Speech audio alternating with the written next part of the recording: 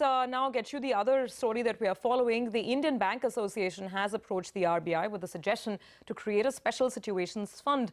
We've got my colleague Sapna Das on the phone line. What sort of a fund or funds are we talking about here, Sapna?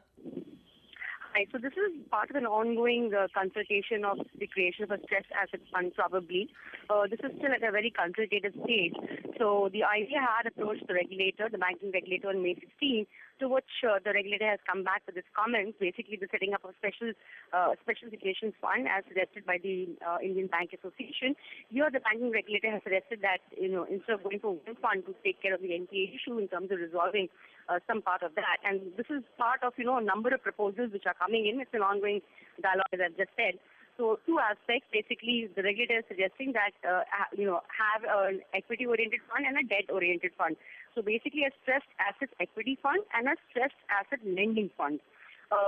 Clearly, in terms of both the funds, the regulator has suggested that probably the government should also put in some equity contribution. It can come through the NIS route. Apart from that, banks, insurance companies, and probably even overseas investors may participate if this kind of a structure goes through. Clearly, the SAEF, that is the equity fund, this will invest in the equity of stressed borrowers, and it can also take controlling stake either directly or through strategic debt restructuring. The equity fund will neither borrow nor lend. It will only raise funds through equity contribution and will invest only in equity of stressed companies. So that's the equity fund part.